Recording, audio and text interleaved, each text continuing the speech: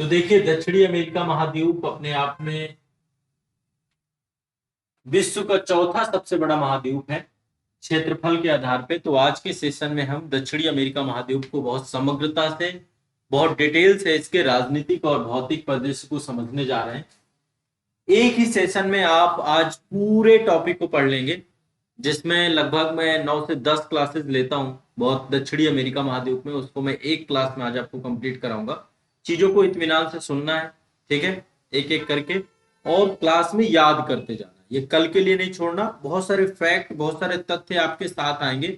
इससे पहले कल उत्तरी अमेरिका महाद्वीप को हमने देखा था पिछले सेशन में, तो उत्तरी अमेरिका महाद्वीप भी मैंने पूरा आपका कवर कराया। आज दक्षिणी अमेरिका महाद्वीप का एक एक जो फैक्चुअल तथ्यात्मक चीजें होंगी, मानचित्र के साथ चीजें होंगी, तो इसलिए आपको याद होती जाएंगी, तो इसमें बिल्कुल घबराना नहीं है। एक बड़ा टॉपिक, बड़ी विषय वस्तु आपकी समग्रता से कंप्लीट होने जा रही है, ठीक है। तो एक ये संपूर्ण वीडियो है अपने आप में, और एक टॉपिक को मैं बहुत समग्रता से यहां से कवर करने जा रहा हूं, ठीक है।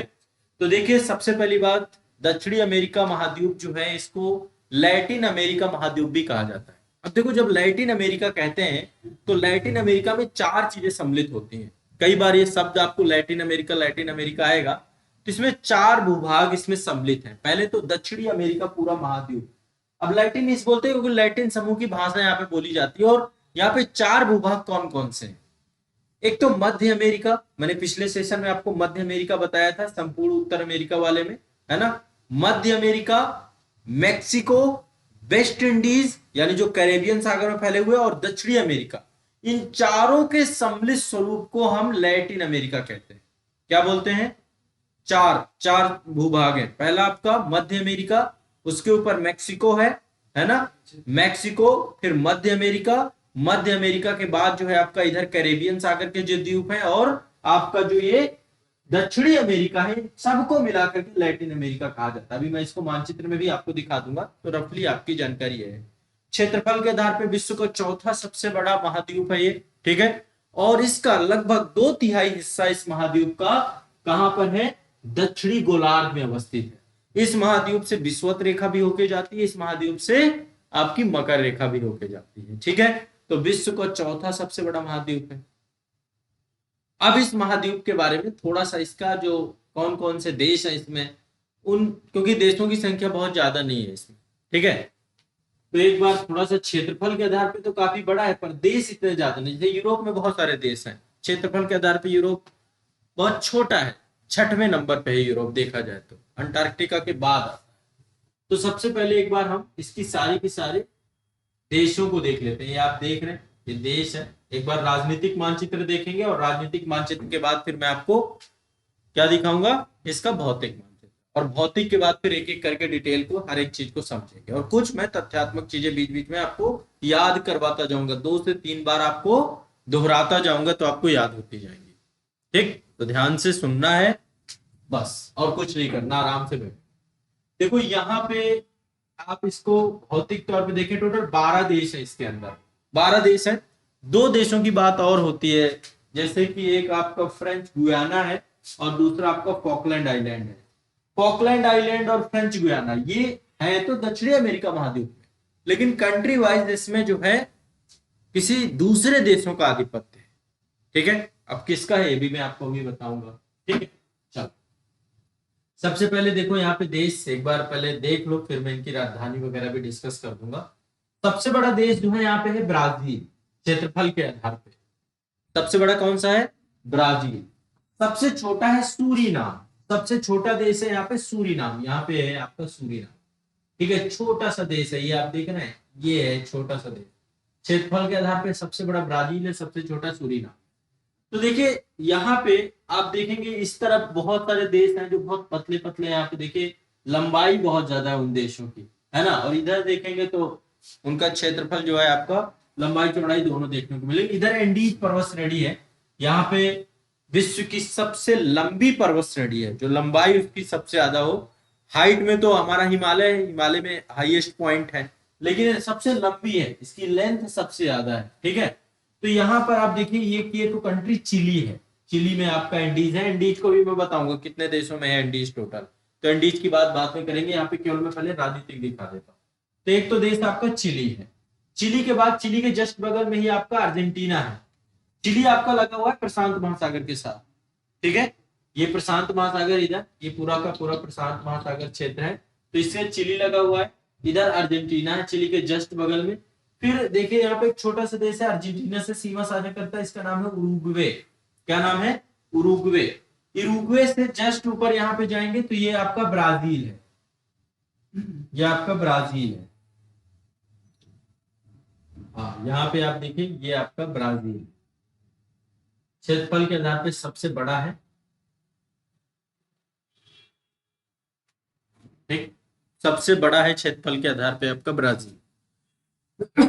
यहाँ पे देखिए एक लैंडलॉक स्टेट है जिसका नाम है पराग्वे। यहाँ पे देखिए पराग्वे और बोलिविया, ये दोनों लैंडलॉक, मतलब इन समुद्र से सीमा साझा नहीं करते, स्थल होते हैं। ये एक पराग्वे कंट्री है, ठीक है। पराग्वे के जस्ट बगल में आपका बोलिविया है, ये भी लैंडलॉक, ठीक है। तो कितने हो गए? एक तो चिली हो गया, चिली के बाद अर्जेंटीना हो गया, अर्जेंटीना के बाद उरुग्वे हो गया, उरुग्वे के बाद यहाँ पे ब्राजील है, फिर पराग्वे है, फिर आपका बोलिविया। कोई दिक्कत नहीं ना? इतने आपको समझ में आ गए। यहाँ पर देखिए ये एक आपका पेरू तट है, ये भी प्रशांत महासागर के साथ सीमा साझा कर रहा है, पेरू तट। पेरू तट के पास आपको पता होगा इसमें यहीं से एक ठंडी जलधारा जाती है जिसको पेरेबुयन धारा कहते हैं, और वो हम्बोल्ट जलधारा भी उसको बोलते हैं, वही एल नीनो धारा भी कहा जाता है उसको, ठीक है। तो ये जब आप महासागरीय जलधाराएं पढ़ेंगे वहां पर ये टॉपिक आपका होता है। इसी तट पे ये विश्व का मत्स्य केंद्र भी है, यहाँ पे मछली पालन सबसे ज्यादा, मतलब मछलियां भी होती हैं इस क्षेत्र में। यहाँ पे मरुस्थल भी है, मरुस्थल जब भवी भौतिक देखेंगे तो उसमें मरुस्थल आप समझेंगे। तो ये आपका पेरू है, पेरू के जस्ट ऊपर आपका इक्वाडोर है, एक कंट्री है इक्वाडोर। इक्वाडोर के जस्ट ऊपर देखेंगे कोलंबिया है, ये आपकी कोलंबिया है। कोलंबिया के ऊपर जाएंगे वेनेजुएला है, ये है आपकी वेनेजुएला। और वेनेजुएला के बगल में आप जाएंगे तो यहाँ पर है गुआना, गुआना के बगल में सूरीनाम, और सूरीनाम के जस्ट बगल में फ्रेंच गुआना। देखो फ्रेंच गुआना में फ्रांस का आधिपत्य है, मतलब फ्रांस के टेरिटरी, फ्रांस का यहाँ पे आधिपत्य है। वैसे इस तरीके देखेंगे तो टोटल 14 हो जाएंगे, लेकिन ओवरऑल ये 12 देश ही दक्षिण अमेरिका के, यहाँ पे फ्रांस के आधिपत्य में क्षेत्र आता है। और इसके बाद जो है आपका फ्रेंच गुआना के बाद ब्राजील, मैंने आपको बता दिया। और एक यहाँ पे बहुत सारे आइलैंड क्षेत्र आए हुए हैं, इन आइलैंड का नाम है फॉकलैंड आइलैंड, ठीक है। तो फॉकलैंड आइलैंड जो है ये आपके यूनाइटेड किंगडम, यूके के अंडर में आते हैं, ठीक है, यूके के आधिपत्य क्षेत्र में। तो वैसे तो देखा जाए तो टोटल इसमें 12 कंट्री है। एक बार कंट्री फिर देखते हैं, चिली, चिली के बगल में अर्जेंटीना, अर्जेंटीना के बगल में उरुग्वे, उरुग्वे के ऊपर ब्राजील, ब्राजील के बगल में पराग्वे, फिर बोलिविया, फिर पेरू, पेरू के बाद इक्वाडोर, फिर कोलंबिया, वेनेजुएला, गुआना, सूरीनाम और फ्रेंच गुआना और फॉकलैंड आइलैंड, ये कंट्री, ठीक है। एक बार मैं इनकी राजधानी के साथ आप लोगों को याद करा देता हूँ, थोड़ा सा ज्यादा देश है नहीं तो राजधानी देख लेते हैं। अर्जेंटीना की ब्यूनस आयर्स है, ठीक है, इसकी राजधानी ब्यूनस आयर्स है। बोलिविया की सुक्रे है, ब्राजील की ब्राजीलिया है, चिली की सेंटियागो है, कोलंबिया की बोगोटा है, इक्वाडोर की क्वेटो है, गुआना की जॉर्ज टाउन है, पराग्वे की अंसियोन है, पेरू की लीमा है, सूरीनाम की पाराम्बिरिगो है, उरुग्वे की मोंटेविडियो है, और वेनेजुला की काराकास है, ठीक है। ये कुछ आपके देश और उनकी राजधानी है जो यहाँ पर है। तो ये तो आपका राजनीतिक तौर पे 12 देश मैंने आपको बताया, ठीक है। यहाँ पर आप देखेंगे तो यहाँ पे देखिए लिखा भी है कि ये जो है आपका नॉर्थ अमेरिका के दक्षिण में स्थित है, और टोटल देशों की संख्या 12 है इसमें। और इसमें फ्रेंच गुआना फ्रांस के अधीन है, फॉकलैंड आपका जो है फॉकलैंड आइलैंड यूके के अधीन है, यूके का वहां पे आधिपत्य है, ठीक। तो ये आपकी एक बात हो गई। अब थोड़ा सा भौतिक तौर पे इसको विभाजित करते हैं। भौतिक तौर पे देखो, एक तो मैं 4 तरीके से इसको, पहले तो 4 भागों में विभाजित कर रहा हूँ, 4 भौतिक प्रदेशों में। पहला भौतिक प्रदेश है इसका, यहाँ पर आप देखेंगे जो एक तटीय वाला क्षेत्र है, ये कोस्टल प्लेन भी है, यहाँ पे तटीय मैदान भी है, लेकिन ये मैदान आपका मरुस्थल है। यहाँ पे आटाकामा का मरुस्थल पाया जाता है, ठीक है, आटागामा का मरुस्थल है यहाँ पे, और पैटागोनिया के मरुस्थल है, 2 मरुस्थल है यहाँ पे, काफी बड़े हैं। पैटागोनिया आपका अर्जेंटीना में पड़ता है, और ये आटाकामा पेरू वाले क्षेत्र में पड़ता है आपका, ठीक है। तो एक तो ये इसका ये वाला क्षेत्र जो समुद्र से लगा हुआ है मरुस्थलीय क्षेत्र है, आटाकामा का मरुस्थल है यहाँ पे, ठीक है। इसके बाद यहाँ पे देखेंगे पर्वतीय क्षेत्र है, पूरा का पूरा यहाँ पे एक पर्वत श्रृंखला है जिसको हम एंडीज पर्वत श्रेणी कहते हैं कि क्या बोलते हैं, एंडीज पर्वत श्रेणी के तौर पे हम इसको जानते हैं, एंडीज पर्वत श्रेणी के तौर पे हम इसको जानते हैं। इसके बाद जो है ये आप देखते हैं ग्रासलैंड है, घास का मैदान है, पंपास क्षेत्र, ये ग्रासलैंड एरिया है, घास का मैदान है आपका पूरा का पूरा पंपास का। और तीसरा यहाँ पे देखें अमेजोन रेन फॉरेस्ट है, अमेजोन रेन फॉरेस्ट मतलब ये पूरा का पूरा आपका वर्षा वन है, यहाँ पे अमेजोन रिवर है।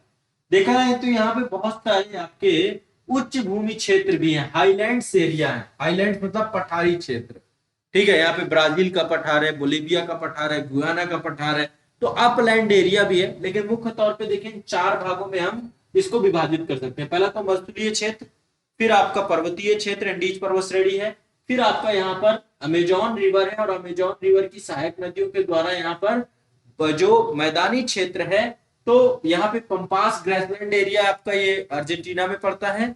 और इसके बाद अमेजोन रेन फॉरेस्ट वाला क्षेत्र जो आपका है, ये पूरा का पूरा एक मैदानी क्षेत्र, और ये वर्षा वन वाला क्षेत्र है। यहाँ पे बहुत सारे फॉरेस्ट एरिया है, वर्ल्ड के लंग्स कहे जाते हैं अमेजोन के जंगल, अमेजोन के जंगलों को विश्व का जो है फेफड़ा कहा जाता है। अभी बहुत तेजी से ब्राजील के द्वारा इन पेड़ों को काटा जा रहा है, वहां पे डेवलपमेंट के नाम पे काफी लंबे समय से चर्चा में ये बने रहते हैं। और कई बार एक चर्चा और चलती है, कई बार यहाँ पर जो है डेवलपमेंट तो एक बड़ा विषय बना ही हुआ है, डेवलपमेंट के साथ भी कई सारे टॉपिक हैं, जैसे कि लाइक यहाँ पे कई बार वर्षा जंगलों में आग लग जाती है, दावानल की घटनाएं आती हैं, वो सारी चीजें भी यहाँ पर लगातार होती है। तो इन्वायरमेंट प्रोस्पेक्टिव से बहुत इंपॉर्टेंट रीजन है ये आपका, इसको भी हम देखेंगे बाद में। तो 4 भागों में मैंने भौतिक तौर पे बांट दिया इसको, ठीक। अब कुछ तथ्य हैं, एक बार तथ्य भी आप लोगों को साथ साथ देखते जाएंगे, लेकिन उससे पहले मैं एक बार आपको एंडीज पर्वत श्रेणी और इसको भौतिक तौर पे और तोड़ते हैं, ठीक है, भौतिक तौर पे और तोड़ते हैं। एक तो एंडीज पर्वत श्रेणी है आपकी, यहाँ पर आप देखेंगे तो पंपास घास के मैदान है, अर्जेंटीना वाले क्षेत्र में आपके पंपास घाट, यहाँ पे पैटागोनिया का मरुस्थल है, ये ग्रैंड चाको है, ये भी आपके घास के मैदान ही है आपके। यहाँ पे सेल्वास है, यहाँ पे लानोस है, वेनेजुएला वाले क्षेत्र में, यहाँ पे कोलंबिया वेनेजुएला, यहाँ पे लानोस है। तो ये सब घास के मैदान है, उष्णकटिबंधीय शीतोष्णकटिबंधीय घास के मैदान यहाँ पे पाए जाते हैं, और मैच द फॉलोइंग क्वेश्चन यहाँ पे पूछे जाते हैं, ठीक है। तो हम उसको भी समझने का प्रयास एक एक करके करेंगे। चलिए अब मैं शुरुआत करता हूं आपकी थोड़ा सा एंडीज पर्वत श्रेणी, जो यहाँ का सबसे महत्वपूर्ण जो है पर्वत श्रेणी के तौर पे है। जैसे उत्तरी अमेरिका महाद्वीप में देखा था हमने, रॉकी पर्वत श्रेणी थी सबसे महत्वपूर्ण, यहाँ पे सबसे महत्वपूर्ण पर्वत श्रेणी कौन सी है, एंडीज पर्वत श्रेणी। और ये भी आपका एक बलित पर्वत है, बलित पर्वत, ये दक्षिणी अमेरिकी प्लेट और प्रशांत महासागरीय प्लेट जब आपस में दोनों जो है एक दूसरे की तरफ अभिसरण करती हैं, तो यहाँ पर बलन के परिणाम स्वरूप इस पर्वत श्रेणी का निर्माण हुआ है, ठीक है। तो एंडीज पर्वत श्रेणी के बारे में सबसे पहले चीज, दक्षिणी अमेरिका के पश्चिमी भाग में अवस्थित है। कहाँ अवस्थित है, दक्षिणी अमेरिका के महाद्वीप के पश्चिमी भाग में अवस्थित है, ठीक है। अब यहाँ पर समझिएगा इस पर्वत का निर्माण, यहाँ पर एक प्लेट है नज़्का प्लेट, माफ करिएगा, यहाँ पे एक छोटी प्लेट है प्रशांत महासागरीय प्लेट, और ये तो दक्षिणी अमेरिकी प्लेट है, दक्षिणी अमेरिकी प्लेट, ये आपकी कॉन्टिनेंटल है या ओशनिक है प्लेट, ये आपकी महाद्वीपीय प्लेट है, मतलब एक महासागरीय प्लेट हो सकती है महासागर में, और ये आपकी कॉन्टिनेंटल प्लेट है, ठीक है। तो इस पर्वत का निर्माण यहाँ पे नज़्का प्लेट है, नज़्का प्लेट, ऊपर प्रशांत महासागरीय प्लेट है, बट यहाँ पे नज़्का प्लेट है और दक्षिणी अमेरिकी प्लेट, इन दोनों के अभिसरण के परिणाम स्वरूप जो है एंडीज का निर्माण हुआ है, ठीक है। एक छोटी प्लेट ही है, बहुत बड़ी नहीं है, बट ये फिर भी, तो नज़्का प्लेट और दक्षिणी अमेरिकी प्लेट के अभिसरण के परिणाम स्वरूप बना है। अब एंडीज के बारे में एक पॉइंट और याद कर लो, विश्व की सबसे लंबी पर्वत श्रेणी है, जो कि दक्षिणी अमेरिका के 7 देशों से होकर विस्तृत है। अब ये 7 देश कौन कौन से, एक बार हम सभी देशों के बारे में देखेंगे क्रम से। 7 देशों में ये विस्तृत है, मैं 7 देशों के नाम आपको याद कर रहा हूं, मैप पे भी दिखाऊंगा।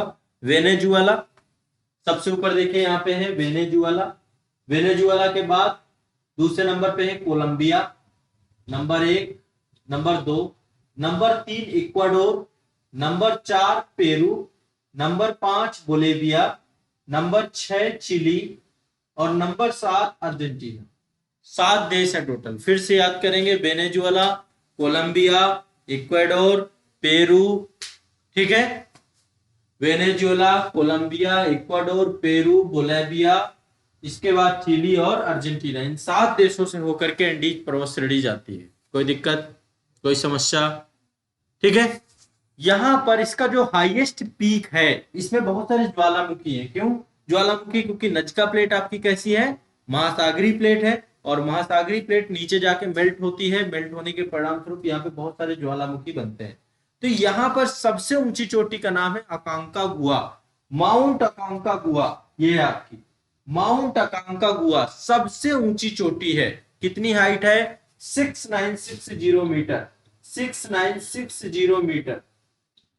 माउंट अकांकागुआ सबसे ऊंची चोटी। देखिए एंडीज पर्वतमाला में ये सब ज्वालामुखी है। पहला तो अकांकागुआ है, विश्व का सबसे ऊंचा ज्वालामुखी भी इसे बोलते हैं, लेकिन ये मतलब सक्रिय ज्वालामुखी नहीं है। पहले था, अब ये सक्रिय नहीं है। दूसरा आपका है Ojos del Salado. Ojos del Salado Andes पर्वत श्रेणी की दूसरी सबसे ऊंची चोटी है।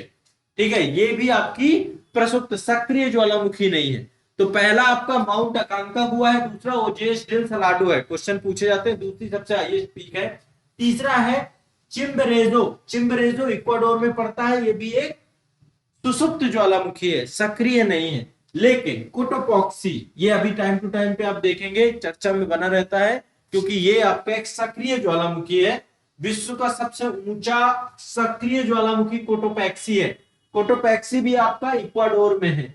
कोटोपैक्सी ये आपका विश्व का सबसे ऊंचा सक्रिय ज्वालामुखी है, और विषुवत रेखा के समीप अवस्थित है। ये इक्वाडोर में कहां पे अवस्थित है? विषुवत रेखा के समीप है, इक्वाडोर में। ठीक है, ये आपका इक्वाडोर है, ये ठीक है। यहाँ पे कोटोपैक्सी है, तो कोटोपैक्सी आपका विषुवत रेखा के समीप अवस्थित है।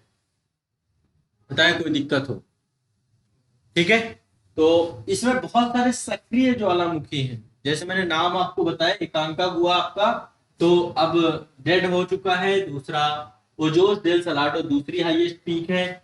चिम्बरेजो, ये भी ध्यान रखिएगा, इक्वाडोर में है, प्रसुप्त है। और कोटोपैक्सी आपका, तो ये कोटोपैक्सी वगैरह पूछा गया है कई बार। ओजोस डेल सलाडो के बारे में पूछा गया है। सब चीजें आपको याद है, सिंपल सी चीजें हैं। तो एंडीज पर्वत श्रेणी के बारे में।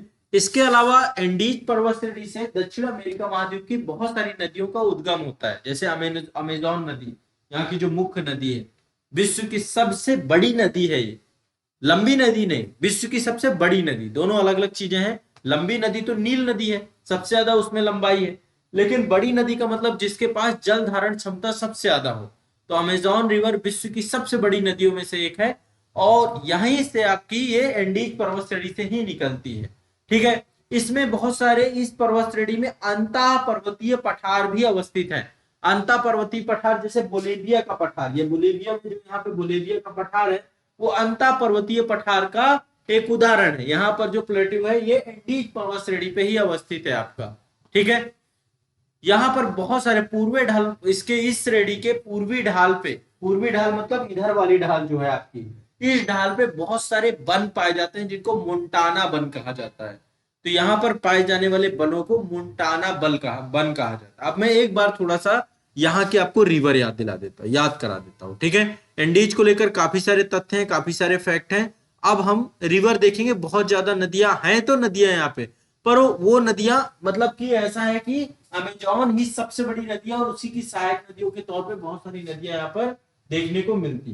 तो सबसे पहले एक बार रिवर देखते हैं। ये आप देखिए, पूरा यहाँ पे नदियों का जाल बिखरा हुआ है। एक एक नदी को समझने का प्रयास करेंगे। देखिए, 5 मैं प्रमुख नदियों के बारे में यहाँ पे आपको बताऊंगा। पहला है एक तो अमेजोन रिवर है आपकी, यहाँ की जो सबसे महत्वपूर्ण नदी है। दूसरी है ओरिनोको रिवर। यहाँ पे देखिए, सबसे पहले ये ओरिनोको रिवर, ये वाली आप देख रहे हैं, ओरिनोको। दूसरी रिवर आप देख रहे हैं, ये मुख्य नदी आपकी यहाँ से, ये अमेजोन रिवर है आपकी। ये वाली आप देखिए, अमेजोन रिवर है। बाकी अमेजोन की बहुत सारी सहायक नदियां, सब एंडीज। हाँ, अभी बात करेंगे हर एक नदी के बारे में, थोड़ा थोड़ा चर्चा करेंगे। इसके बाद अगली नदी है ये वाली नदी देख रहे हैं, साउ फ्रांसिस्को नदी। ठीक है, तीसरी नदी है आपकी। चौथी नदी जो आपकी है, ये बहुत इंपॉर्टेंट नदी है, इसका नाम है पराना नदी। क्या नदी, क्या नाम है इसका? पराना नदी। पराना इसी के सहायक नदी के तौर पे उरुग्वे नदी है, मतलब यही तो उरुग्वे नदी भी अपना मुहाना बनाती है। और ये पांचवी नदी जो आपके, इसका नाम है कोलोराडो नदी। कोलोराडो। तो पांच नदियां हैं, पांचों नदियां एक बार याद कर लो आप लोग। पहली नदी मैंने आपको बताया, पहली नदी का नाम है ओरिनोको नदी। ओरिनोको नदी, ओरिनोको, ओरिनोको, ठीक है। दूसरी नदी अमेजॉन है, सबको पता है। तीसरी है साउथ फ्रांसिस्को, चौथी है पराना और कोलोराडो, कोलोराडो रिवर। अब चलो एक एक करके समझते हैं। सबसे पहले आपका ओरिनोको नदी। ओरिनोको नदी जो है आपका, इसका उद्गम जो होता है वो गुयाना के पठार से होता है। यहाँ से गुयाना का पठार है, यहाँ पे गुयाना के पठार से इसका उद्गम होता है, ठीक है। ओरिनोको नदी का उद्गम कहाँ से होता है? गुयाना के पठार से, ठीक है। अभी दिखाएंगे, मैं पठार सारे आपको बता दूंगा कौन कहाँ पे पठार है। ये आप देखिए, हाँ ये आप देख रहे हैं, ये है गुयाना का, ठीक है। ये ओरिनोको नदी है, ये गुयाना का पठारी क्षेत्र है, यहीं से इसका उद्गम होता है। ये गुयाना का पठारी क्षेत्र, ठीक है। तो यहाँ पे बहुत सारे हाईलैंड एरिया हैं। तो ओरिनोको नदी कहाँ से निकलती है? गुयाना के पठार से। कहाँ पे जल गिराती है? अटलांटिक महासागर में, अटलांटिक महासागर में जल गिराती है। ओरिनोको नदी वेनेजुएला की प्रमुख नदी है, ठीक है। और इसी नदी के बेसिन पर लानोस घास के मैदान अवस्थित है, ठीक है। लानोस, यहां पर जो घास के मैदान है उनको क्या बोला जाता है वेनेजुएला में? लानोस। क्या बोला जाता है? लानोस। क्वेश्चन पूछा जाता है ये, लानोस घास के मैदान कहां पे है? वेनेजुएला में। किस नदी के बेसिन में? ओरिनोको नदी के सेशन में। इस नदी के बेसिन में पेट्रोलियम के भंडार अवस्थित हैं, और विश्व में सबसे ज्यादा पेट्रोलियम जो है वेनेजुएला में है, जिसका अभी तक उत्पादन नहीं किया जा रहा है, ठीक है। इस नदी बेसिन, ओरिनोको नदी के बेसिन में ही सबसे ज्यादा पेट्रोलियम है। तो कभी क्वेश्चन आए कि सबसे ज्यादा पेट्रोलियम निम्नलिखित में से किन देशों के पास है? वो है वेनेजुएला, ओरिनोको नदी का बेसिन, ठीक है। ये नदी इसलिए बहुत इंपॉर्टेंट हो जाती है, ठीक है। और इसकी बहुत सारी सहायक नदियां हैं। करोनी नदी है, जिसमें एंजिल प्रपात है। एंजिल प्रपात इसी के जो है इसी की सहायक नदी है। कोरोनी नदी, उसी में एंजिल प्रपात आपका अवस्थित है, ठीक है। तो ये आपकी प्रमुख नदी से जुड़ी हुई। एंजिल प्रपात के बारे में तो आप जानते होंगे ना, विश्व का सबसे ऊंचा जलप्रपात कौन सा है? एंजिल जलप्रपात कहाँ अवस्थित है? ओरिनोको नदी की सहायक नदी है, जिसका नाम है करोनी नदी। करोनी नदी, करोनी नदी पर है विश्व का सबसे ऊंचा जलप्रपात। जलप्रपात का नाम क्या है? एंजिल जलप्रपात। कितना है? 979 मीटर हाइट है इसकी, 979 मीटर की हाइट है एंजिल जलप्रपात की। जलप्रपात समझते हैं? जब कोई नदी, जलप्रपात का मतलब क्या है? जब कोई नदी अपने मार्ग पर बहती हुई, उसके मार्ग पर जो है अवरोध आ जाए, अवरोध कहें या फिर कहें कि उसके मार्ग, तो उसका मार्ग जो है क्या हो जाता है? उच्चावच की दृष्टिकोण से निम्न भाग की ओर नदी गिरती है। जब नदी अपने उच्च से निम्न की ओर गिरती है तो प्रपात नुमा आकृति बनाती है, ठीक है। झरना ही उसी को बोलते हैं, झरना। जब नदी जो है जाकर के गिरने लग जाए, ठीक है, तो इसको आप प्रपात कहते हैं। तो ये आपका करोनी नदी हो गई। करोनी नदी में एंजिल जलप्रपात है 789 मीटर, ठीक है। और इसी पे गुरी जलप्रपात भी अवस्थित है। तो ये आपका एक प्रमुख जानकारी इससे जुड़ी। अब दूसरी नदी अमेजॉन नदी। आप देखो अमेजॉन नदी को, आप देखेंगे बहुत बड़ा बेसिन है इस नदी का, ठीक है। विश्व की सबसे बड़ी नदी है, इस पे सबसे ज्यादा इस नदी के पास जल धारण क्षमता है, ठीक है। उद्गम कहां से होता है इसका? एंडीज पर्वत श्रेणी से। कहां से होता है उद्गम?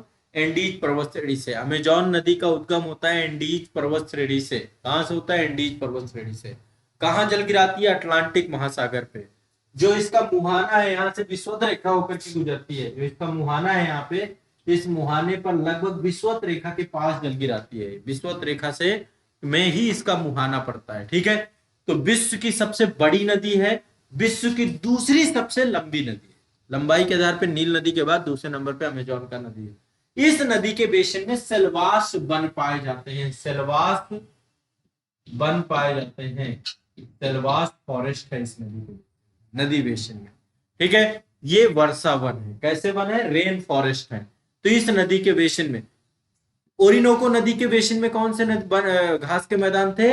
लानूस घास के मैदान। यहाँ पे ये क्वेश्चन आएगा मैच द फॉलोइंग में, ध्यान रखना है आपको, कई बार क्वेश्चन पूछे जाते हैं। और अमेजोन नदी के बेसिन में आपके सेल्वास घास के मैदान पाए जाते हैं। ठीक है, सेल्वास वर्षा वन पाए जाते हैं। ठीक है, इसके अलावा इस बेसिन में, ये तो आपके वर्षा वन है, सेल्वास क्या है? आपके वर्षा वन, वर्षा वन। इसमें घास के मैदान भी बहुत सारे पाए जाते हैं, जैसे कि कैंपोस, कैंपोस घास के मैदान पाए जाते हैं अमेजोन नदी के बेसिन में, ग्रासलैंड एरिया। दूसरे नाम है सेराडोस, सेराडोस भी यही पाए जाते हैं। सेराडोस, कैंपोस, सेराडोस और कटिंगस, कटिंगस घास के मैदान भी यहीं पर पाए जाते हैं। तो लानोस घास के मैदान वेनेजुएला क्षेत्र में, ब्राजील क्षेत्र में कंपोज, सेराडोस और सेल्वास क्या है? आपके वर्षा वन, रेन फॉरेस्ट है आपके, क्या है? ठीक है। और अमेजोन की कुछ सहायक नदियां भी है, जैसे नेग्रो नदी है, मेडिरा नदी है। कुछ प्रमुख सहायक नदियां इसकी नेग्रो और मेडिरा नदी के तौर पे हैं। तो ये अमेजोन से जुड़ी हुई कुछ बातें थी। क्लियर है? अगली नदी है आपकी, तीसरी नदी का नाम मैंने क्या बताया था? साओ फ्रांसिस्को नदी। कौन सी? साओ फ्रांसिस्को नदी। इस नदी का उद्गम जो होता है ब्राजील के पठार से होता है। यहाँ पे ब्राजील का पठार, ब्राजील हाईलैंड, उच्च भूमि क्षेत्र। ठीक है, ब्राजील हाईलैंड एरिया। तो ब्राजील उच्च भूमि क्षेत्र से इस नदी का उद्गम होता है। किस नदी का? साओ फ्रांसिस्को नदी का। कहां जल गिराती है? अटलांटिक महासागर में। ठीक है, ये पूरी तरीके से ब्राजील में बहने वाली नदी है, पूरी तरीके से ब्राजील में बहने वाली सबसे लंबी नदी है, जो केवल ब्राजील में बहती है। ठीक है, और यह ब्राजील के साउथ ईस्ट भाग को नॉर्थ ईस्ट भाग से जोड़ती है, साउथ ईस्ट को नॉर्थ ईस्ट से जोड़ती है। ठीक है, साउथ ईस्ट को नॉर्थ ईस्ट से जोड़ती है, इसीलिए इसे राष्ट्रीय एकता नदी के तौर पे भी कहा जाता है। ब्राजील में इसको राष्ट्रीय एकता नदी भी कहा जाता है, साओ फ्रांसिस्को। ठीक है, अब अगली नदी है यहाँ पे पराना नदी। ठीक है, पराना नदी का उद्गम भी ब्राजील के पठार से होता है। यहाँ पे मैंने आपको क्या बताया था? ब्राजील का पठार है। क्या है? ब्राजील का पठार, का पठार, ब्राजील के पठार से ही पराना नदी का भी उद्गम होता है। ठीक है, पराना नदी की दो सहायक नदियां हैं, पराग्वे और उरुग्वे। एक तो उरुग्वे नदी है, ये है आपकी, और दूसरी इसकी सहायक नदी है पराग्वे। तीन नदियां हैं इसमें, पराग्वे, उरुग्वे और पराना। ठीक है, तो मुख्य नदी पराना नदी है, इसका उद्गम ब्राजील पे, और ये जल कहां गिराती है? रियो डी ला प्लाटा में। यहां पे देखते हैं, ये आप एक, ये वाला जो एरिया है इसको बोलते हैं रियो डी ला प्लाटा। क्या बोलते हैं? रियो डी ला प्लाटा, डी ला प्लाटा जगह है। रियो डी ला प्लाटा में ये अपना जल गिराती है पराना नदी। क्वेश्चन पूछा जाता है इससे, तो इसको भी आपको पता होना चाहिए। ठीक है, तो तीन नदियां हैं इसमें, पराना, पराग्वे और उरुग्वे। इन तीनों नदियों को हम प्लाटा नदियां कहते हैं, जो प्लाटा में जाके तीनों गिरती हैं, तो इनको प्लाटा नदियां भी कहते हैं। ठीक, पराग्वे नदी जो है ब्राजील सीमा क्षेत्र पर पराना नदी पर गिरती है, और इस पे एक बांध बनाया गया है जिसका नाम है इताईपू बांध। इताईपू बांध इस पे बनाया गया है। यह बांध विश्व का दूसरा सबसे बड़ा जल विद्युत क्षमता का निर्माण करने वाला बांध है। सबसे ज्यादा जल विद्युत, दूसरा सबसे ज्यादा जल विद्युत, 14,000 मेगावाट जल विद्युत क्षमता इस बांध की। ठीक है, तो ये भी आप ध्यान रखिएगा। अब यहाँ पे देखो प्लाटा नदियां, प्लाटा नदियां यदि कभी भी पूछ लेता है निम्नलिखित में से कौन सी प्लाटा नदियां हैं, क्या ऑप्शन होंगे? पराना, उरुग्वे और पराग्वे। पराना नदी जो है आपकी ब्राजील और पराग्वे की सीमा बनाती है। किसकी बनाती है? ब्राजील और पराग्वे की सीमा कौन बनाती है? पराना नदी। साथ ही पराग्वे और अर्जेंटीना की भी सीमा बनाती है। फिर से एक बार बता रहा हूं, क्वेश्चन पूछा जाता है निम्नलिखित में से कौन सी नदी ब्राजील और अर्जेंटीना, ब्राजील और पराग्वे, ये थोड़ा सा कंफ्यूजिंग है। तो पराना नदी ब्राजील और पराग्वे की सीमा बनाती है, और पराग्वे और अर्जेंटीना की भी सीमा बनाती है, दोनों की सीमा बनाती है, पराग्वे की अर्जेंटीना के साथ, पराग्वे की ब्राजील के साथ। ठीक है, कौन सी नदी? पराना नदी। पराग्वे नदी भी ब्राजील और पराग्वे की सीमा बनाती है, पराग्वे और अर्जेंटीना की सीमा बनाती है, सेम। ठीक है, उरुग्वे नदी जो आपकी है वो ब्राजील अर्जेंटीना की सीमा बनाती है। यहाँ पे अर्जेंटीना है और यहाँ ऊपर ब्राजील है, ब्राजील और अर्जेंटीना की सीमा बनाती है उरुग्वे नदी, और उरुग्वे और अर्जेंटीना की सीमा बनाती है। यहाँ पे देश एक, यहाँ पे कंट्री है ना, पराग्वे और उरुग्वे तो कंट्री है ना, तो पराग्वे उरुग्वे और अर्जेंटीना के साथ सीमा बनाती है उरुग्वे नदी। तो दो देशों के साथ सीमा बनाती है, एक तो ब्राजील और अर्जेंटीना की सीमा बनाती है उरुग्वे नदी, दूसरा आपका उरुग्वे और अर्जेंटीना की सीमा बनाती है। ठीक है, इससे भी क्वेश्चन पूछे गए हैं। तो प्लाटा नदियां क्या है? पराना, उरुग्वे और पराग्वे। ठीक, अब अगली नदी है कोलोराडो नदी, ये पांचवी नदी है यहाँ की, कोलोराडो नदी। कोलोराडो नदी का उद्गम एंडीज पर्वत से होता है, देख लीजिए यहाँ पे एंडीज पर्वत श्रेणी से इसका उद्गम हो रहा है। कहां से हो रहा है? एंडीज पर्वत श्रेणी से। यह अटलांटिक महासागर में गिरती है। कहां गिरती है? अटलांटिक महासागर में जल गिराती है। इस नदी में पेटागोनिया, यहीं पर एक मरुस्थल है जिसका नाम है पेटागोनिया का मरुस्थल। तो ये पेटागोनिया मरुस्थल की प्रमुख नदियों में से एक है। क्या है ये?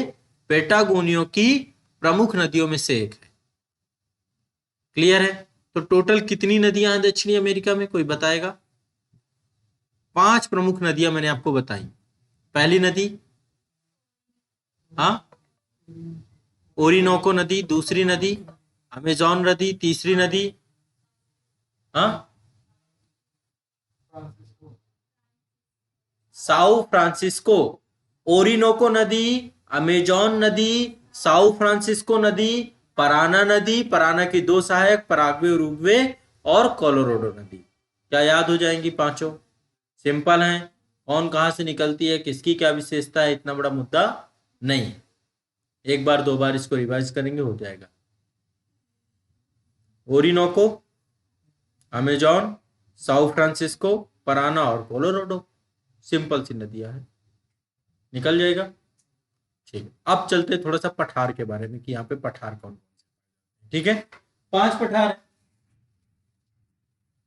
टोटल 5 पठार है। पहला पठार है गुआना का पठार। पठार तो समझते हैं ना, टेबल नुमा आकृति है ना, उठा हुआ हिस्सा टेबल नुमा आकृति पठार है ना। तो पठार मतलब ऊपर से जो समतल हो, पठारी स्थिति होती है। तो यहाँ पे 5 प्रमुख पठार है, 5 उच्च भूमि क्षेत्र है। तो गुआना का पठार है, दूसरा ब्राजील का पठार है, तीसरा बोलेविया का पठार है, चौथा आपका पैटागोनिया का पठार है। पैटागोनिया मरुस्थल है और पैटागोनिया का पठार है। और यहीं पे एक आपका बीच में ये वाला एरिया जो है, इसमें आपका माटो ग्रासो का पठार है। यहाँ पे माटो ग्रासो का पठार, माटो ग्रासो का पठार, सबसे पहला पठार गुआना का पठार। गुआना के पठार से कौन सी नदी निकलती है? मैंने आपको भी बताया था, ओरिनोको नदी। कौन सी? ओरिनोको नदी। ये दक्षिण अमेरिका महाभाग के उत्तर में अवस्थित पठार है। कहां पे उत्तर है? उत्तर में अवस्थित है। विश्व के सबसे पुराने भूभागों में से एक है। ठीक है, विश्व के सबसे पुराने भूभागों में से एक है। यहाँ बहुत सारे खनिज पाए जाते हैं, जैसे बॉक्साइट पाया जाता है, सोना पाया जाता है, हीरा पाया जाता है। ठीक है, तो खनिजों वाला क्षेत्र है। इस पठार में बहुत सारे खनिज है, तो खनिजों का पठार भी इसे कहा जाता है। यहाँ पे ओरिनोको नदी निकलती है, उसकी बहुत सारी सहायक नदियां इस क्षेत्र में जो है जलप्रपात बनाती हैं। जल विद्युत उत्पादन के दृष्टिकोण से भी ये पठार बहुत जरूरी है। और ये पठार आपका विषुवत रेखा में अवस्थित है। कहाँ स्थित है? विषुवत रेखा में। इस पठार के पास कौन से घास के मैदान पाए जाते हैं? लानोस घास के मैदान पाए जाते हैं। यहाँ पे वर्षावन पाई जाती है, साथ ही ये बहुत ही जैव विविधता के क्षेत्र से महत्वपूर्ण पठार है। तो ये क्योंकि विषुवत रेखा में अवस्थित है ना, तो यहाँ पे वन पाए जाएंगे, फॉरेस्ट एरिया पाया जाएगा। ठीक है, और ये पठार आर्थिक तौर पे, ऊर्जा के तौर पे, सुरक्षा के तौर पे, जैव विविधता के तौर पे बहुत महत्वपूर्ण पठारों में से एक है। तो पहला तो आपका ये हो गया। दूसरा ब्राजील का पठार, ब्राजील उच्च भूमि क्षेत्र। ठीक है, तो ये ब्राजील का लगभग आधे से अधिक क्षेत्र में अवस्थित है आपका ब्राजील का पठार। टोटल ब्राजील के आधे से अधिक क्षेत्रफल में अवस्थित है। ब्राजील को यदि देखें क्षेत्रफल के आधार पे विश्व में कौन से नंबर पे आता है? नंबर 1 रूस, नंबर 2 कनाडा, नंबर 3 उत्तरी अमेरिका, नंबर 4 चीन, number 5 Brazil. Number 6 Australia, number 7 Bharat क्षेत्रफल के आधार पे। ठीक है, नंबर 2 पे कनाडा है। तो ब्राजील के लगभग आधे हिस्से में आपका ब्राजील का उच्च भूमि क्षेत्र पाया जाता है। यहाँ पर बहुत सारे खनिज पाए जाते हैं, लगभग जैसे यहाँ पे लौह बहुत पाया जाता है इस क्षेत्र में। इसी पठार पे माटो ग्रासो का क्षेत्र पाया जाता है। माटो ग्रासो जो है इस ब्राजील के पठारी क्षेत्र का ही हिस्सा है।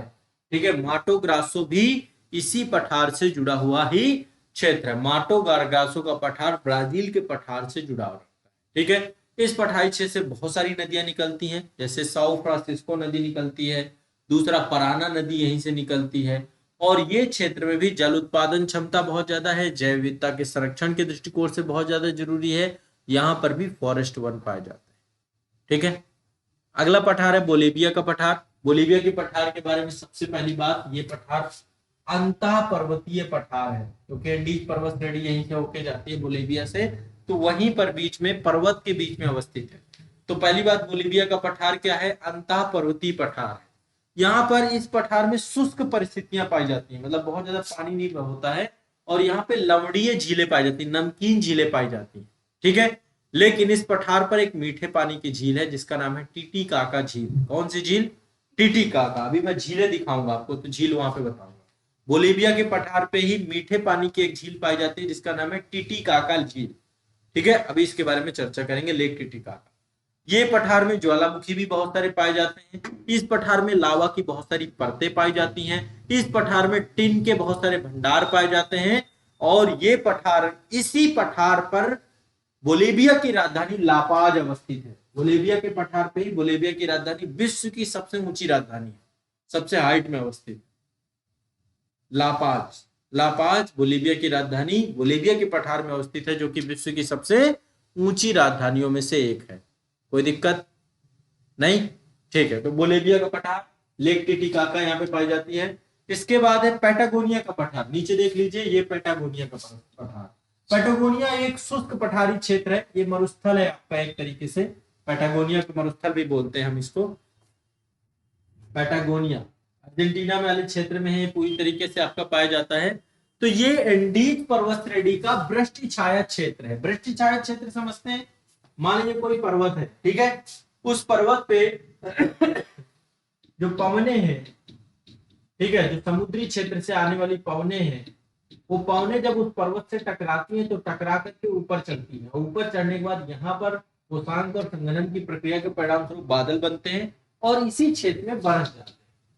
इसी तरह इस तरफ बारिश नहीं होती है। ठीक है, तो इस कारण से ये वाला क्षेत्र जो है आपका वृष्टि छाया प्रदेश बन जाता है। वृष्टि छाया क्षेत्र, समझ रहे हैं, जहां बारिश ना हो, रेन साइडो एरिया बन जाता है आपका। तो ये आपका क्या है? पैटागोनिया वाला जो आपका मरुस्थल है, एक तो पहली बात शीतोष्ण कटिबंधीय क्षेत्र है, मकर रेखा के नीचे है आपका शीतोष्ण, तो एक कोल्ड डेजर्ट है।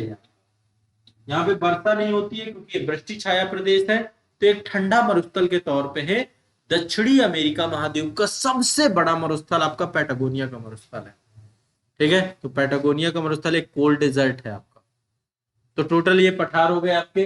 कौन कौन से पठार हो गए? पहला मैंने आपको बताया गुआना का पठार, दूसरा मैंने आपको बताया ब्राजील का पठार, तीसरा आपको बोलीविया का पठार, चौथा आपको पैटागोनिया और मांटो ग्रासो आपका ब्राजील के पठार का ही एक हिस्सा है।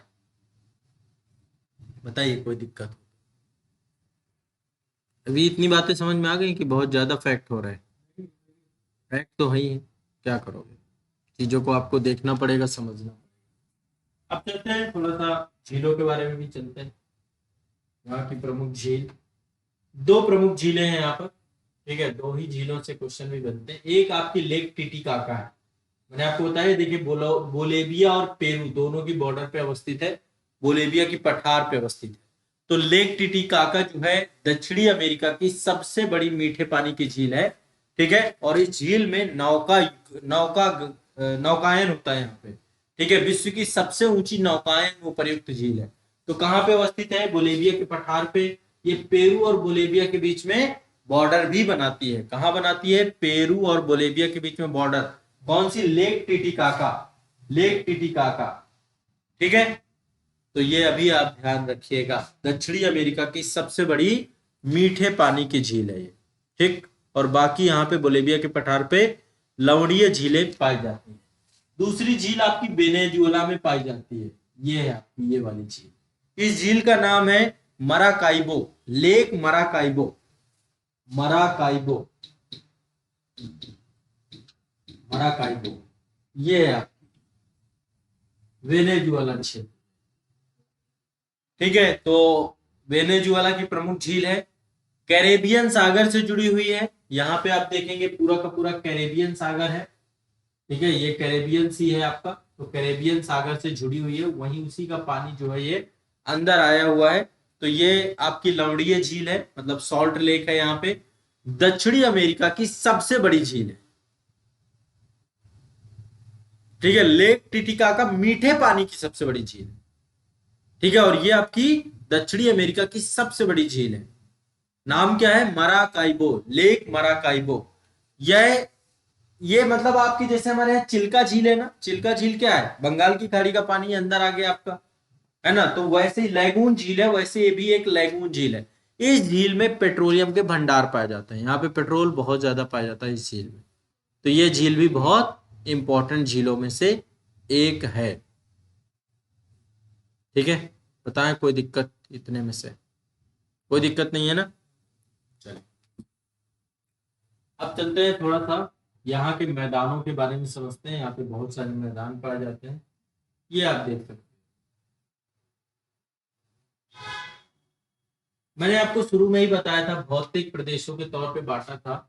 तो मैंने आपको बताया था कि यहाँ पे आपका रेगिस्तानी एरिया है पश्चिमी क्षेत्र में, लेकिन ये तटीय मैदान एंडीज के पश्चिम में, एंडीज के पश्चिम में। जैसे भारत में भी आप देखते हैं पूर्वी घाट और पश्चिमी घाट के किनारे जो है तटीय मैदान है, मालाबार तटीय मैदान, तटों में मैदान बने हुए हैं। तो वैसे ही यहाँ पर भी मैदान जो हैं उन्हें 4 भागों में बांटते हैं। 4 भागों में टोटल मैदान है। पहले पश्चिमी तटवर्ती मैदान, नंबर 1, ये जो आप देख रहे हैं पश्चिमी तटवर्ती मैदान। ठीक है, दूसरा आपका एंडीज पर्वतीय प्रदेश है, ये दूसरे नंबर पे आपका एंडीज का पर्वतमाला क्षेत्र है। तीसरा आपका मध्यवर्ती मैदान, ये अमेजोन रेन फॉरेस्ट आप देख रहे हैं, ये आपका जो है मध्यवर्ती मैदान है तीसरे नंबर पे। और चौथे नंबर पे हाईलैंड एरिया। ठीक है, पूर्वी उच्च प्रदेश जो हाईलैंड एरिया है भौतिक तौर पे यदि आप देखें तो पहला है आपका पश्चिमी तटवर्ती मैदान, जो तट वाला क्षेत्र है आपका। तो ये तटवर्ती मैदान एंडीज पर्वत श्रेणी के समानांतर फैला हुआ है। एंडीज पर्वत श्रेणी के पश्चिम में विश्व के सबसे लंबे तटवर्ती मैदान है। क्या है ये? विश्व के सबसे लंबे तटवर्ती मैदान, विश्व के सबसे लंबे तटवर्ती मैदान,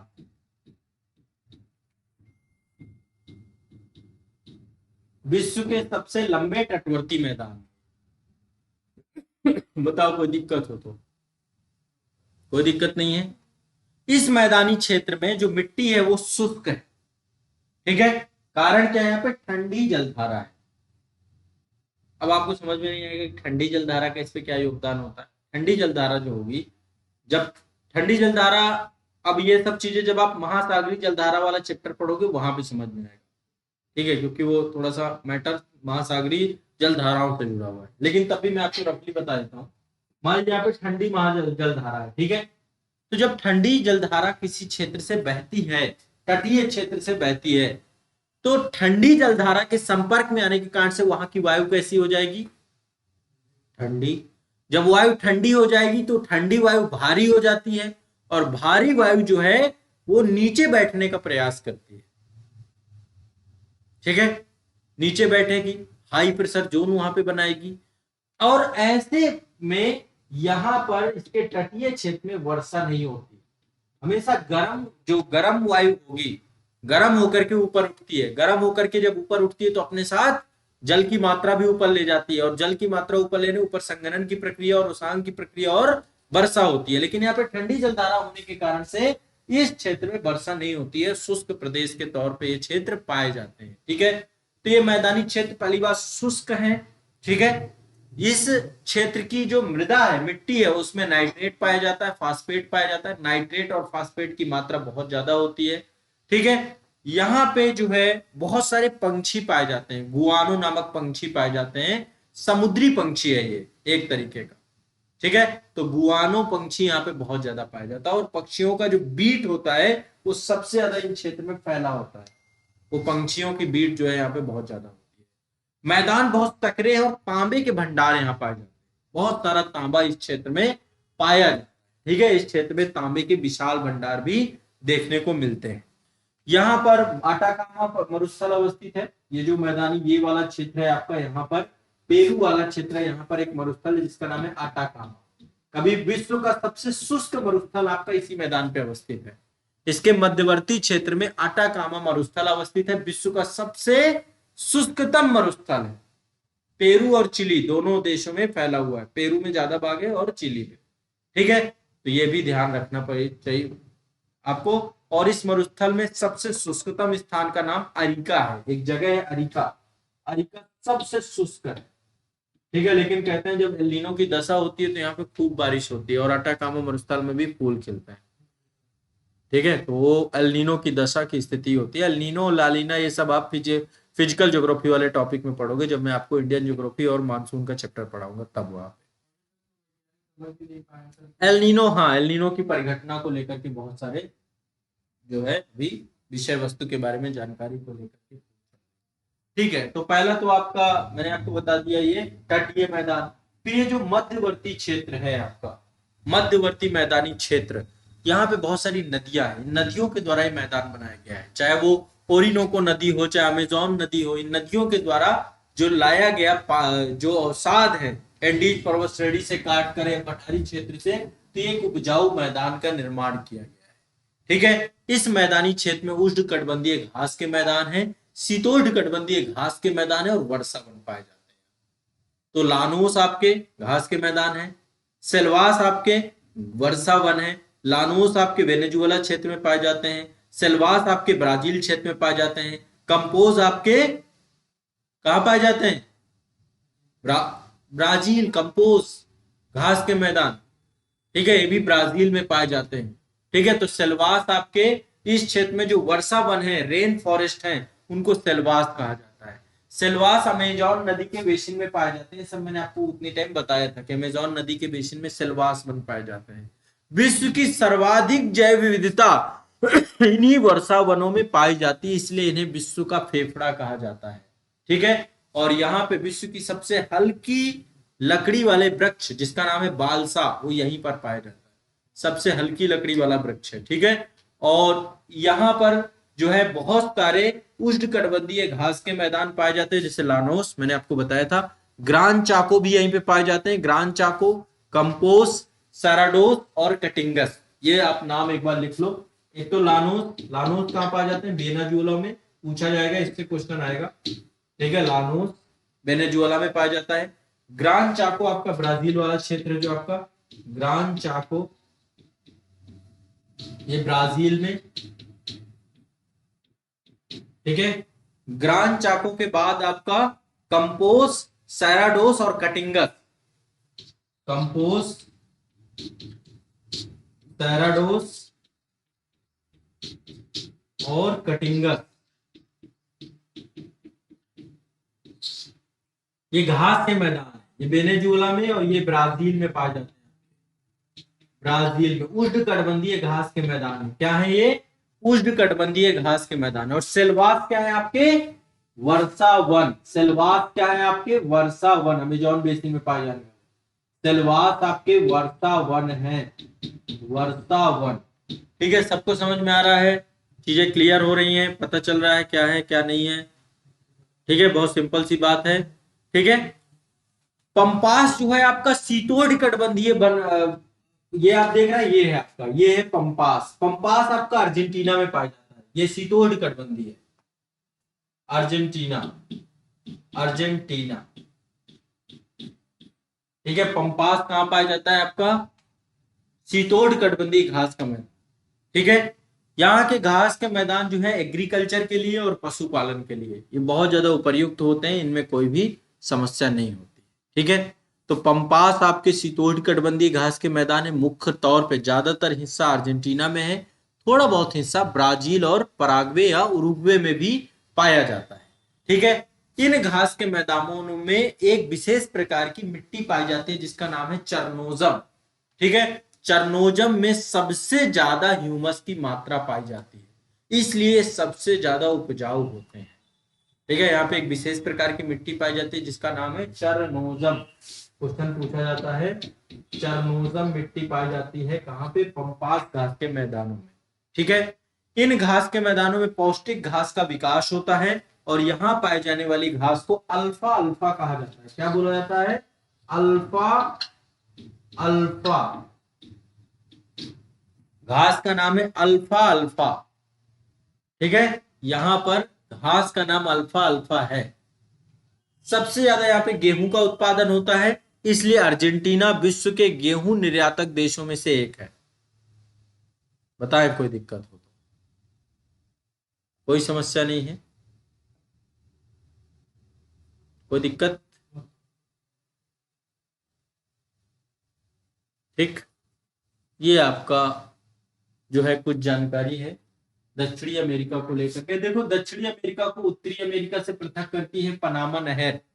पनामा नहर का निर्माण 1914 में किया गया था। 1914 में पनामा नहर बनाई गई थी जब ये विचार आया कि व्यापारिक कार्य करने के लिए इतने ज्यादा ट्रांसपोर्टेशन से बेहतर है कि पनामा स्थल डमरू मध्य को काट करके पनामा नहर का निर्माण किया जाए।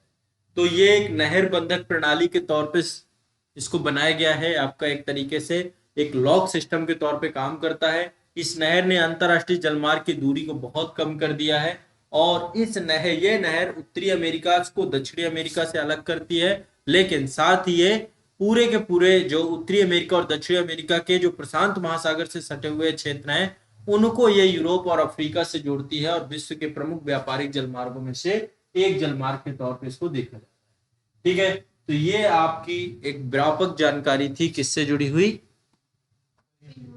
ठीक है, दक्षिणी अमेरिका से जुड़ी। कुछ समझ में आ रहा है? हाँ, अभी थोड़ा बहुत और डिस्कस करेंगे, बस इसके बाद खत्म ही खत्म है। ठीक, अब देखो एक चीज समझते हैं। दक्षिण अमेरिका के से दो रेखाएं जाती हैं। पहली रेखा जाती है विषुवत रेखा, दूसरी रेखा जाती है मकर रेखा। ठीक है, विषुवत रेखा से यहाँ के तीन देश हैं जो कि विषुवत रेखा में सम्मिलित है। पहला इक्वाडोर है, दूसरा आपका कोलंबिया है, तीसरा आपका ब्राजील है। एक बार मानचित्र में चलते हैं, वहां से समझते हैं।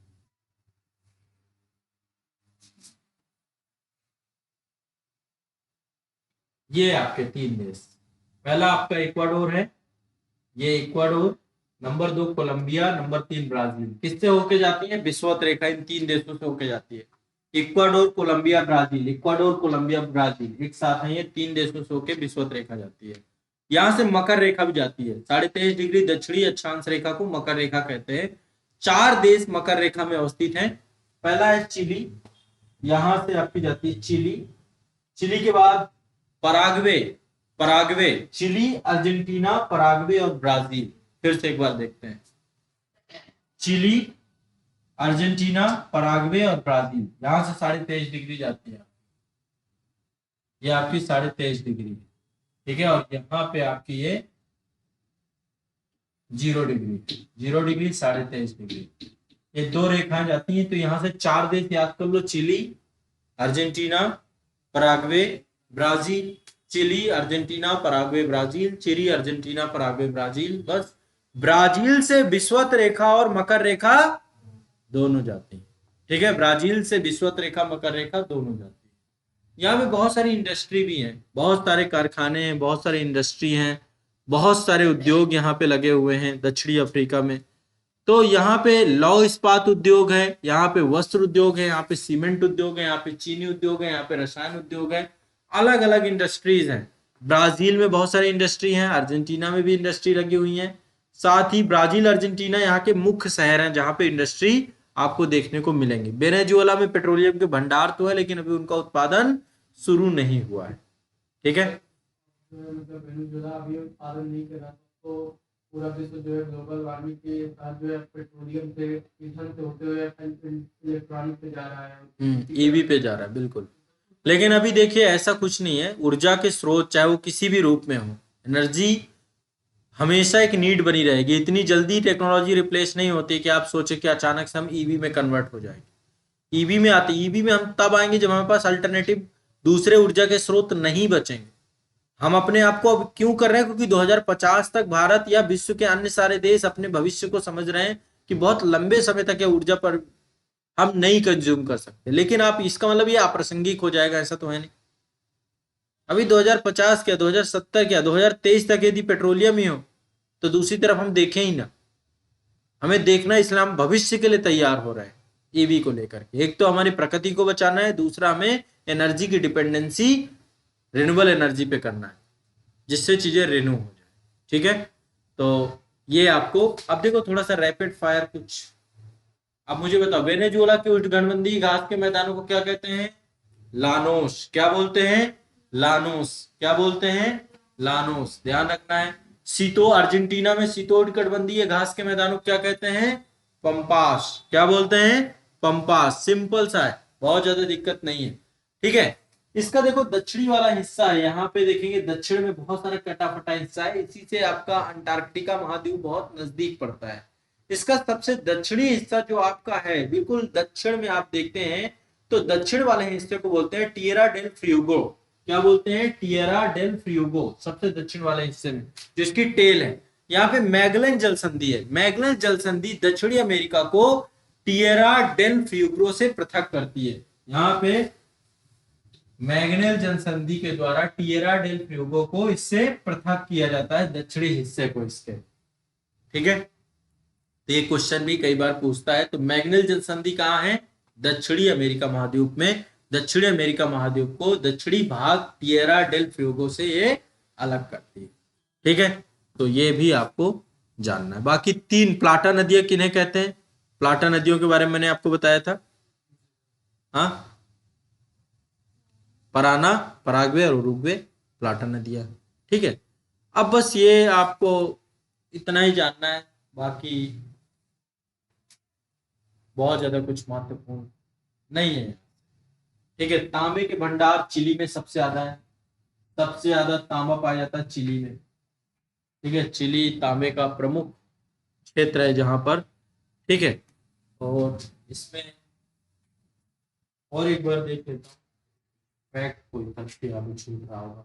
सबसे बड़ा देश मैंने आपको बताया था ब्राजील है। ठीक है, और 5वां सबसे बड़ा देश है विश्व का, और इसकी राजधानी ब्राजीलिया है। सबसे छोटा देश सूरीनाम है। ठीक है, ये भी मैंने आपको बताया था। सबसे ऊंची चोटी इसकी कौन सी है?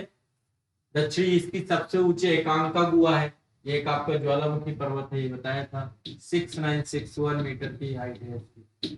ठीक है, एशिया के बाहर सबसे ऊंचा शिखर यही है आपका माउंट एकांका गुआ, जो कि एंडीज में अवस्थित है। ठीक है,